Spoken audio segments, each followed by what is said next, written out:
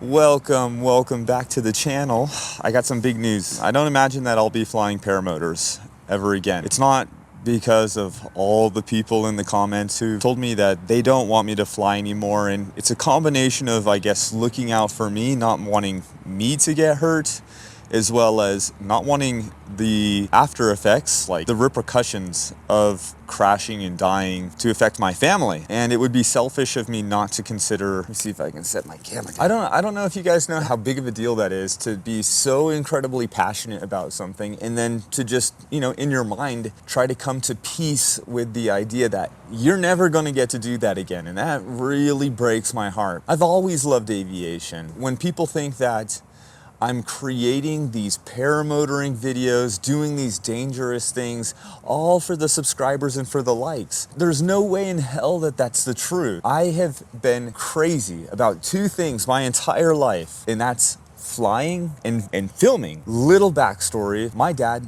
he was never around when I was a kid. He worked this job doing counterterrorism, and he would fly all over the world. And it was like clockwork. Monday, he would catch a flight and go out, and then on Friday, he'd be back again. And then on Saturday night, he would volunteer with the sheriff's department, and then he would sleep all Sunday because he was out all night with the police, doing his thing. And then on Monday, he was gone again. The cool thing is that my dad's job oftentimes meant that he'd come home with lots of cool CIA hardware type shit.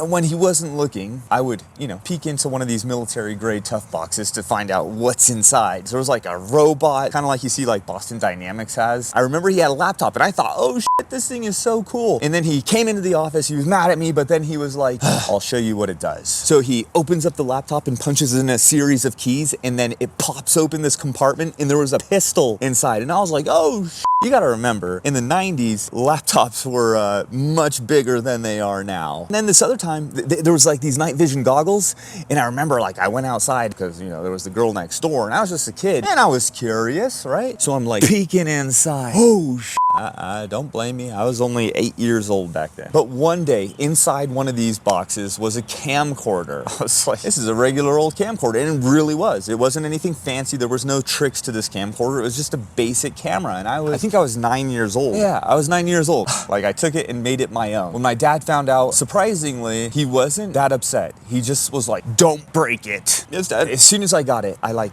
grabbed the batteries for it and put the thing on the charger, and I was gonna be late for school, so I jumped on my GoPed, which is a gas-powered scooter. I don't know if any of you guys know what that is. And I would ride through the orchards all the way to my school. While I was in class, I wouldn't be thinking about schoolwork. I'd be dreaming of all the things that I could film. As soon as the bell rang, I'd race my little GoPed back home and grab the camera and then go out there and try and get my friends to come along with me and film a video. A little cinematic Anthony Vella production. I actually got a D in video production. All of my grades were, nothing to write home about, except for the teachers. They certainly wrote home a lot about my grades.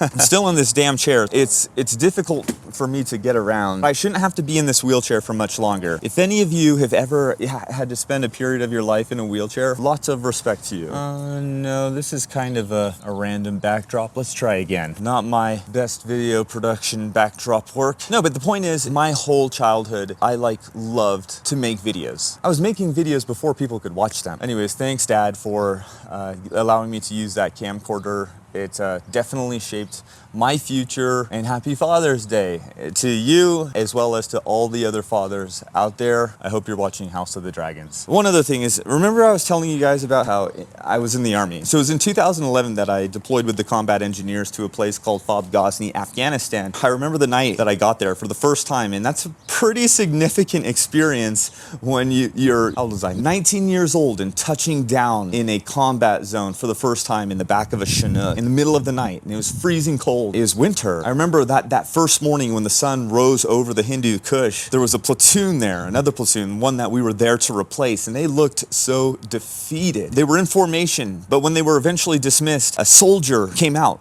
of the formation, and walked towards me, and he introduced himself as Private Miller. Private Miller was the combat medic for this unit. I was there to replace him, and his uniform and his body armor was faded and filthy, and the poor guy looked so exhausted and so battle fatigued that he couldn't even feel the joy in the fact that he was only days away from going home. As we were standing there talking, the overhead sirens went off and it was like, uwaga, uwaga, in his Polish. I think it means like incoming. And so he took off and I followed him and we were running towards this small bunker and there were soldiers like filling in from both sides. And I remember I had to duck down low to get inside of this bunker. When I got inside the bunker, I saw a familiar face, one of our own soldiers. His name was Specialist Baxter. And Baxter was like half naked and I was like, what the what do you do? He only had his flip-flops, his boxers, and his combat vest on. And he's like holding his head, just rocking back and forth with his back against the cold cement wall of the bunker. He says, hey doc, can you help me? I was in the shower when the sirens went off. He like ran out of the shower trying to get his boxers on, like hopping around, and the shampoo that was still in his hair got in his eyes. He couldn't see, so he ran into the top of the bunker because it was so short. Yeah, so that was my first casualty, and unfortunately,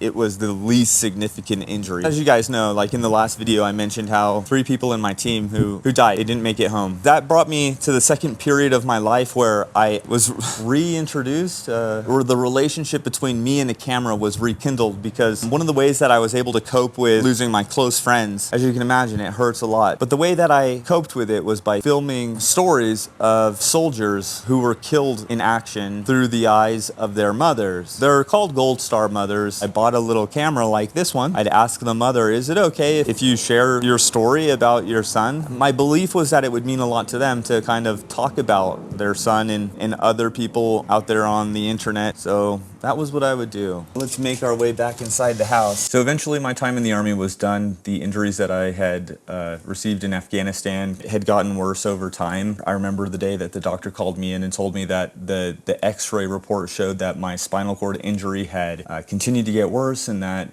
me staying in the Army even longer would just make my condition worse. So he started the chapter paperwork for a medical discharge from the United States Army. That was a really, really hard day for me. After everything that I'd gone through, I don't know, I just figured I would stay in the military for the rest of my life. And I hung up my boots and put away the camera until I discovered paramotors. The ability to just run into the sky from, you know, a piece of flat ground and take off and go up to, you know, thousands of feet in the air. The greatest thing to do in paramotoring is to get out there when it's like right about sunset. So you take off and you're just at full power and you climb, and you're 5,000 feet up, and then you turn off the engine. And it's like, wow, it's just you and your thoughts and a beautiful, beautiful scene with a golden sky. There is no better seat in the world. Why wouldn't I want to share the most incredible thing that I've ever experienced, aside from having my children, which is a different kind of incredible, but why wouldn't I want to share this unbelievable experience? Maybe I'll inspire you to look into it and consider the risks versus the reward. And for those of you who already participate in paramotoring, I can share all of my mistakes, which I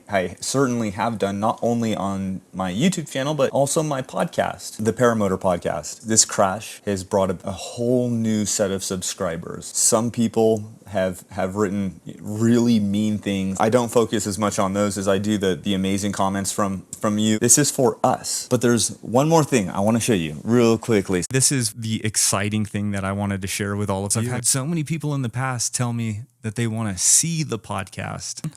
What do you think would be a good podcast topic? I think I could tell you a type of person. Yeah. Some people have crazy, like serendipitous. That's a word, what right? The f does that even mean? Serendipitous. I don't know who Sarah is. So I think the very first episode of this is going to be your thoughts. What happened that day when I crashed? Kind of take it from there. Oh. Yeah, a really heavy one, right? Yeah, and then you're filming it? I have no doubt in my mind that the listeners would be interested in hearing, you know, what you went through. Yeah, it was a lot, but yeah, I do it. I love you. I love you. I love you. Oh, yuck. You don't like that voice? No. Oh man, this mixing board is so badass. Anyways, I really look forward to learning all the pain and shit that you had to go through, as well as, you know, the continuation of things after that, because holy crap, you were by my bedside every single night without fail. Yeah, and I couldn't have done it without your mom. Well, so. you can fill us all in on that coming coming up soon, right? Yeah. Tell them. If you want to feel like you're a part of a conversation, a fly on the wall, whatever it may be, yeah, I think you'll enjoy I it. think that we can close out this video by letting all of them know that little idea that we had come up with, the one about the... Oh, the I'm Anthony Vella, ... Yes, that one. Okay, so here's our idea. In the comment section, I want you to come up with the best introduction for me in the next video, which is just basically you filling in the blank after I say, I'm Anthony Vella and... I'm Howard Hughes, the aviator. I'm Anthony Vella and I'm Howard Hughes. I'm Anthony Vella, comma, Howard Hughes, the aviator. That's your suggestion? Oh, You just say failed. and. Well, then maybe I'll try Disqualified comment. again. Well, that's what a lot of people were saying, like, how funny your comment to your crash video. My Like, flying... I crashed my flying machine. Yeah, I crashed my flying machine. It's very basic. I think it can be really hilarious. And so we'll just choose one. And that's how I'll start introducing myself in future videos. And I get to pick. That's a great idea. All right, thanks for watching this video. I will see you later. The fart. That's where all the subscribers disappeared forever.